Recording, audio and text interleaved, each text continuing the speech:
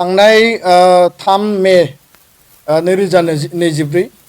आरो बिनि उनाव 5 मे बे साननैनि गेजेराव दुधनैनि जि मोनसे गैंग रेप इन्सिडेन्ट सानै माइनर गार्लनि सायाव आरो 5 तारिखाव हिरण्मय खाख्लारिखौ बुथारनायनि जि जाथाय बे जाथायखौ लानानै दुलाराय बर' फरायसा आफादा जाथाय जानायनि उनावनो जोङो थार बिजिरनाय जास्टिस नागिरनानै रेलि खालामनाय जादों धरना होनाय जादों आरो लोगोसे दुधनैयाव जोङो दुलाराय बर' फरायसा आफाद राभा फरायसा आफाद आरो गासै हारि माहारिनि आफादफोरा ज' लोगो नांनानै अखा जुब जुब हानाय समनि गेजेरावब्लाबो जोङो मोनसे सुबुं गौमा आरो सुबुं रेलि खालामनाय जादोंमोन आरो बिनि गेजेरजों जोङो जास्टिस नागिरनाय जादोंमोन जे जाय मेन एक्यूज जाय मेन कालप्रिट धन आली आरो लोगोसे बाहार आली रहमान आली बिथांमोना गैंग रेप इन्सिडेन्टआव इनभल्व दङ आरो बेखायनो बिथांमोननि सायाव माने स्ट्रंनिफ्राय स्ट्रं एक्शन माने फासि होनांगौ आरो फास्ट ट्रेक कर्टआव बेखौ लांनांगौ आरो लोगोसेनो SIT गठन खालामनानै बे गुटै तदन्तखौ मजबुतै खालामनांगौ बिनि उनाव भिक्टिम परियाल हिरण्मय खाख्लारिनि नखर आरो सानै माइनर गार्ल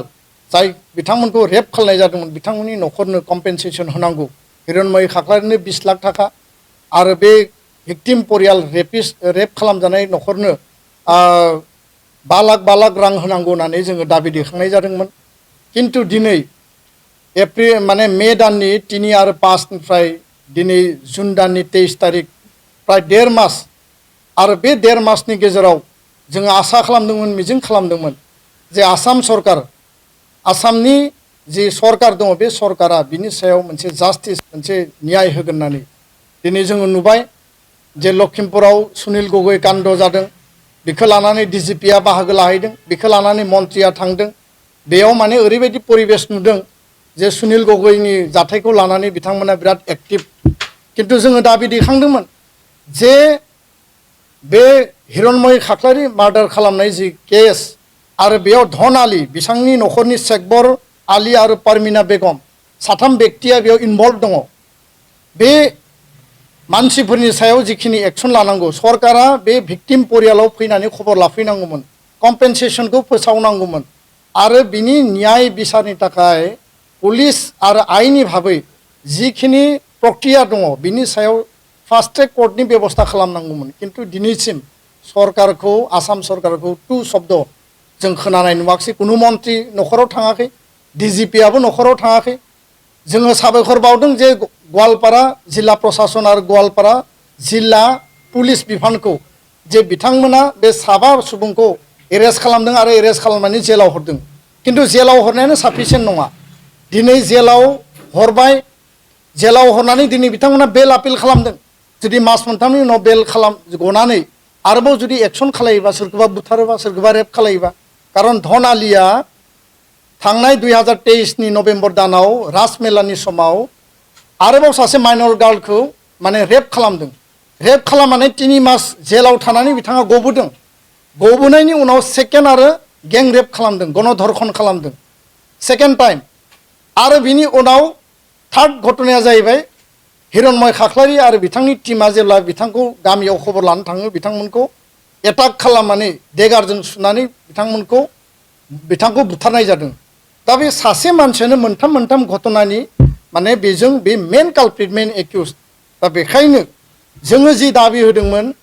आरो जोङो दुधनैनि जि रेलि बे रेलिनि समाव जों एनाउन्स खालामनानै फैदोंमोन जुदि सरकारा बिनि थाखाय जुदि राइट जास्टिस होआब्ला खबर लायाब्ला सरकारनिफ्राय जुदि कुनु पदक्षेप जायाब्ला दुलाराय बर' फरायसा आफाद बड' मादार एस'सिएशन आरो गासै जोंनि हारिनि आफाद गौथुमफोरा लोगो नांनानै जोंनि जि धाराबाहिक आन्दलन जोंनि जि कन्टिनिउआस जि मुभमेन्ट जोङो जेब्लासिम न्याय आरो जास्टिस मोना जों बेखौ कन्टिनिउ खालायगोन होननानै दिनैनि बे प्रेस मिटनि गेजेरजों फिन आरोबाव आसाम सरकार आसामनि गिबि मन्थ्रि डक्टर हिमन्त बिश्व शर्मा बिथांखौ आपिल खालामदों दाबि खालामदों जाहाथे बिथाङा इन्टारभेनसन खालामो हस्तक्षेप खालामनानै बे जि दुधनै गैंग रेप आरो मार्डार इन्सिडेन्ट बा बे जि मार्डार घटना बिनि सायाव जाहाथे बिथाङा माने स्ट्रंलि एक्शन लायो खामानि मावो आरो बिथाङा बिनि सायाव इनिसियेटिभ लायो बिनि थाखाय जों फिन दाबि दैखांदों आरो गाबोनो दुलाराय बर' फरायसा आफाद आरो बर' मादार एस'सियेसननि इनिसियेटिभआव दुलाराय बर' फरायसा आफादनि इनिसियेटिभआव जोङो टर्च रेलि माने बनजार लानानै जोङो प्रटेस्ट रेलि खालामनो थाखाय जोङो फिन थांखि लाबावदों आरो बिनि नेक्स्ट उइकआव जुदि सरकारा जेबो इनिसियेटिभ लायाब्ला जोङो नेक्स्ट उइकआव जोङो आरोबाव जोङो हांगार स्ट्राइक खालामनो थाखाय जोङो बाध्य जागोन खारन सुनिल गगৈ कान्दखौ लानानै आसाम सरकारा जेरैबायदि एक्टिभ डिजिपिआ थांदों मन्त्रिया थांदों दुधनै कान्दनि सिगाङाव गुबुन गुबुन समाव आसामाव गोबां जायगायाव रेप इन्सिडेन्ट जादों मार्डार घटना जादों गें रेप इन्सिडेन्ट जादों आसाम सरकारा बिनि सायाव एक्सन लादों बेबस्था लादों जों नुदों बिनि थाखाय जों धन्यबाद बावो किन्तु दुधनै इन्सिडेन्टखौ लानानै आसाम सरकारा दिनैसिमबो तु शब्द बुंनायखौ जोङो गोसोआव दुखु मोनदों आरो जों खुद्रिदों आरो बेखाय जोङो बुंनो बाध्य जादों